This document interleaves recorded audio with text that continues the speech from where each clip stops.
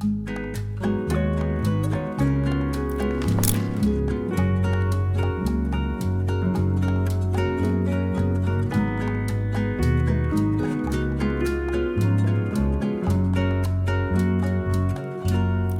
los 80 años, José Luis Perales nombró a los 5 cantantes que más odiaba.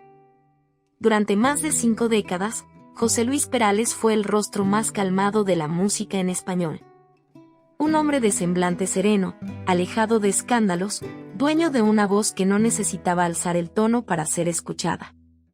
En un mundo donde los artistas competían por titulares, romances mediáticos y excesos, él se mantuvo como un caballero discreto, un poeta que parecía no pertenecer a la misma selva.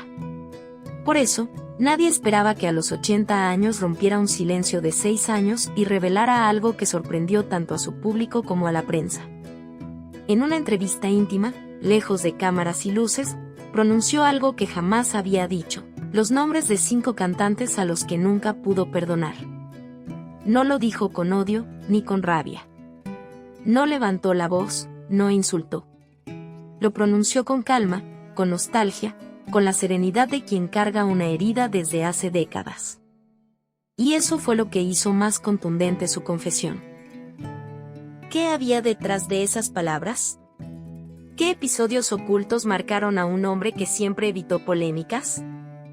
¿Por qué un artista tan reservado decidió hablar justo al llegar a los 80? Hoy conocerás la historia completa. Infancia y formación. José Luis Perales nació en 1945 en Castejón, un pequeño pueblo de Guadalajara, España. En medio de la posguerra, su infancia estuvo marcada por la austeridad, por campos abiertos y silencios prolongados. No había lujos ni escenarios, había familia, trabajo y sencillez. De niño mostró una sensibilidad distinta. Mientras otros soñaban con aventuras ruidosas, él encontraba refugio en la música y la escritura. Observaba el mundo con ojos atentos, registrando emociones que más tarde se convertirían en canciones. El entorno humilde y tranquilo lo marcó para siempre. No aspiraba a fama, ni siquiera a ser reconocido. Su sueño era más íntimo: expresar lo que muchos sentían y no sabían decir. Los primeros pasos en la música. En los años 60 comenzó su relación con la música profesional. Al principio no como cantante, sino como compositor. Escribía para otros artistas, ofreciendo letras cargadas de sencillez y verdad. Su estilo llamó la atención rápidamente. No era grandilocuente ni rebuscado, eran versos cotidianos que, sin embargo, lograban tocar el alma. Su talento se volvió un secreto a voces en la industria. Detrás de grandes intérpretes había un joven de Guadalajara que escribía en silencio. El problema era que muchas veces su nombre ni siquiera aparecía en los créditos. Perales lo aceptó con humildad, pero esa invisibilidad inicial fue sembrando en él una mezcla de resignación y desconfianza hacia un medio que parecía no valorar la honestidad. El gran salto a los escenarios. En 1973 lanzó su primer disco como intérprete, Mis Canciones. Ahí nació el Perales que todos conocemos. El hombre que cantaba con voz suave, casi confidencial, y que llenaba estadios no con gritos, sino con frases como susurros. Canciones como Te quiero, Un velero llamado Libertad y, sobre todo, y como es él, se convirtieron en himnos emocionales. No eran solo melodías pegajosas, eran relatos de vida que acompañaron a generaciones. Mientras muchos artistas buscaban brillar en revistas del corazón, Perales se mantuvo lejos de ese juego. Evitaba la farándula, rechazaba polémicas. No necesitaba todo eso, tenía canciones que ya vivían en la memoria de millones. La industria y sus sombras. Pero la industria musical de los 70 y 80 era una maquinaria poderosa. Sellos discográficos que manejaban contratos como piezas de ajedrez, programas de televisión que decidían carreras, envidias entre artistas que parecían amistades frente a cámaras, pero en privado eran distancias. Perales intentaba mantenerse al margen, pero no era inmune. Veía sonrisas ensayadas, promesas incumplidas, abrazos falsos. Lo que parecía armonía era muchas veces cálculo. Y aunque él evitaba el conflicto, poco a poco fue acumulando decepciones. Las heridas silenciosas. Algunas de esas decepciones parecían simples, pero con el tiempo se convirtieron en cicatrices. Una canción robada. Entregó un tema con cariño a un artista admirado. Se convirtió en éxito inmediato, pero jamás se le dio crédito. Él guardó silencio, aunque en su interior el dolor fue creciendo. Un dueto frustrado. Tenía preparado un proyecto con una cantante legendaria.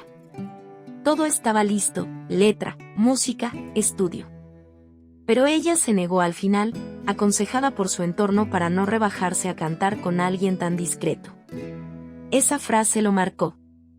El plagio en premiación. En los 90, un importante premio fue otorgado a un cantante que había usado partes de una melodía suya sin autorización. Perales estaba ahí, aplaudiendo. Pero quienes lo conocían aseguran que ese día algo dentro de él se quebró. Eran heridas silenciosas, ocultas al público. Pero permanecían. El día de la confesión. Pasaron los años. Llegó a los 80 convertido en un referente, en un símbolo de elegancia. Y entonces, en una entrevista íntima, lejos de cámaras, un periodista le preguntó: ¿hay alguien en la música que lo haya decepcionado profundamente? Perales guardó silencio unos segundos. Y luego, con voz pausada, pronunció 5 nombres. No lo hizo con rabia, ni con deseo de escándalo. Lo hizo con calma, como quien libera un peso que cargó demasiado tiempo. Número 5. Julio Iglesias. Julio Iglesias fue el primero. La industria siempre los comparó y los enfrentó, aunque nunca hubo una enemistad directa. Perales contó que alguna vez le propuso colaborar, y nunca recibió respuesta. Años después, Julio grabó una canción suya sin mencionarlo. Fue elegante en su indiferencia, resumió Perales. No fue un ataque abierto, sino una frialdad calculada que lo hirió. Número 4. Camilo Sesto. El segundo nombre fue Camilo Sesto. Perales lo admiraba profundamente, pero lo decepcionó cuando un proyecto que iban a realizar juntos nunca se concretó. Solo estaba cuando las cámaras estaban encendidas, recordó. Esa distancia lo marcó, porque esperaba cercanía y encontró indiferencia. Número 3. Rafael. El tercer lugar lo ocupó Rafael.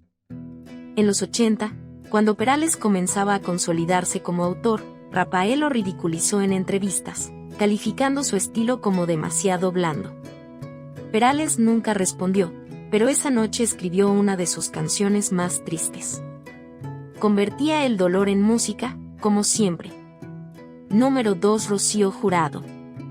El cuarto nombre fue Rocío Jurado, una artista a la que Perales admiraba profundamente. Le escribió con devoción, pero tras un conflicto contractual, ella rompió el acuerdo y entregó la canción a otro compositor. Él se enteró por la prensa. Más tarde confesó: fue la única vez que lloré por una canción que no era mía. Número 1. Miguel Bosé. El último nombre fue Miguel Bosé. Al inicio, su relación fue cordial.